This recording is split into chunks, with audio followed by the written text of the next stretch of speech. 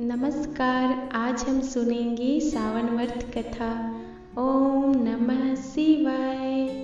किसी नगर में एक साहूकार रहता था जिसके घर में धन की कमी नहीं थी, लेकिन उसे संतान सुख प्राप्त नहीं हुआ था, जिस कारण वह बहुत परेशान रहता था।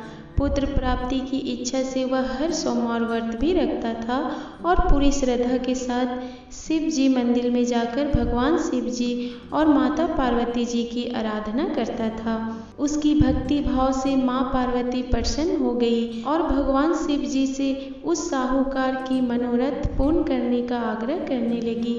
पार्वती जी की इच्छा सुनकर भगवान शिव जी ने कहा कि हे पार्वती, इस संसार में हर प्राणी को उसके कर्मों का फल मिलता है और जिसके भाग्य में जो है उसे भोगना पड़ता है। लेकिन पार्वती जी ने साहूकार की भक्ति का मान रखने के लिए उसकी मनोकामना पूर्ण करने के लिए कहा।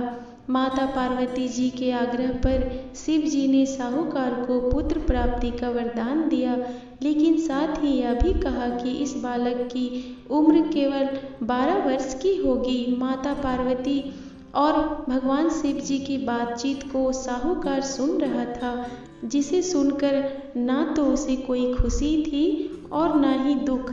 वह पहले की तरह ही शिव जी की पूजा करता रहा। कुछ समय के बाद साहूकार को पुत्र की प्राप्ति हुई। जब वह बालक 11 वर्ष का हुआ तो उसे पढ़ने के लिए काशी भेजा गया।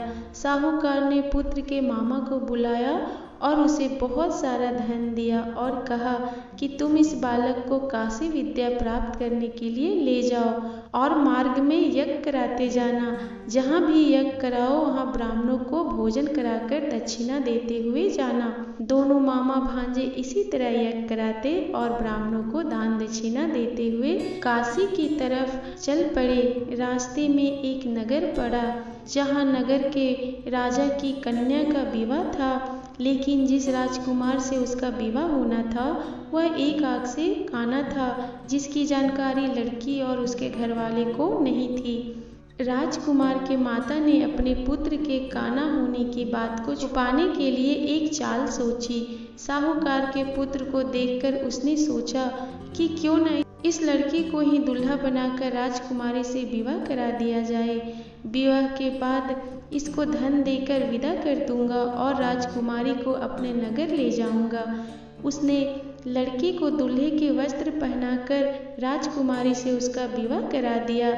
लेकिन साहूकार का पुत्र ईमानदार था। उसने मौका पाकर राजकुमारी की चुन्नी पर लिख दिया कि तुम्हारा विवाह तो मेरे साथ हुआ है, लेकिन जिस राजकुमार के साथ तुम्हें भेजा जाएगा वह एक आँख से काना है। मैं तो काशी पढ़ने जा रहा हूँ। राजकुमारी ने चुन्नी पर लिखी बात अपने माता पिता को बताई। राजा ने अपनी पुत्री को विदा नहीं किया। दूसरी ओर साहूकार का लड़का और उसका मामा काशी पहुँचे और वहाँ जाकर उन्होंने यज्ञ किया। जिस दिन लड़की की आयु 12 साल की हुई उसी दिन यज्ञ रखा गया।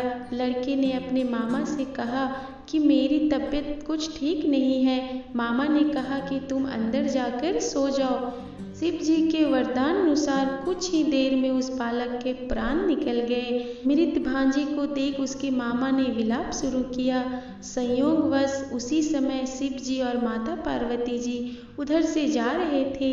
पार्वती जी ने भगवान से कहा, स्वामी, मुझे इसके रोने के स्वर सहन नहीं हो रहा है। आप इस व्यक्ति के कष्ट को अवश्य दूर करें। जब शिव जी मृत बालक के समीप गए तो वह बोली कि यह उसी साहूकार का पुत्र है जिसे मैंने 12 वर्ष की आयु का वरदान दिया।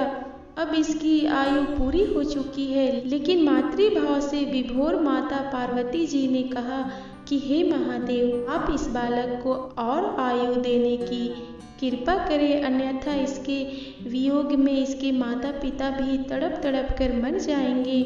माता पार्वती के आग्रह पर भगवान शिव जी ने उस लड़के को जीवित होने का वरदान दिया। शिव जी की कृपा से वह लड़का जीवित हो गया। शिक्षा प्राप्त करके लड़का मामा के साथ अपने नगर की ओर चल दिया। दोनों चलते हुए उसी नगर में पहुँचे जहाँ उसका विवाह हुआ था, उस नगर में भी उन्होंने यज्ञ का आयोजन किया। उस लड़की के ससुर ने उसे पहचान लिया और महल में ले जाकर उसकी खातिरदारी की और अपनी पुत्री को विदा किया। इधर साहूकार और उसकी पत्नी भूखे प्यासे रहकर बेटे के आने की प्रतीक्षा कर रहे थे। दोनों ने प्रण लिया था कि यदि उन्हें अपने बेटे की मृत्यु का समाचार मिला तो वह अपने शरीर त्याग देंगे, परंतु अपने बेटे के जीवित होने की बात सुनकर वह बेहद प्रसन्न हुए। उसी रात भगवान शिव जी ने व्यापारी के सपने में आकर कहा, मैं तेरे सोमवार के व्रत करने और व्रत कथा सुनने से प्रसन्न होकर तेरे पुत्र को लंबी आयु प्रदान कर रहा हूँ। इसी प्रकार जो कोई सोमवार व्रत करता है या कथा सुनता है, उसके सभी दुख दूर होते हैं। ओम नमः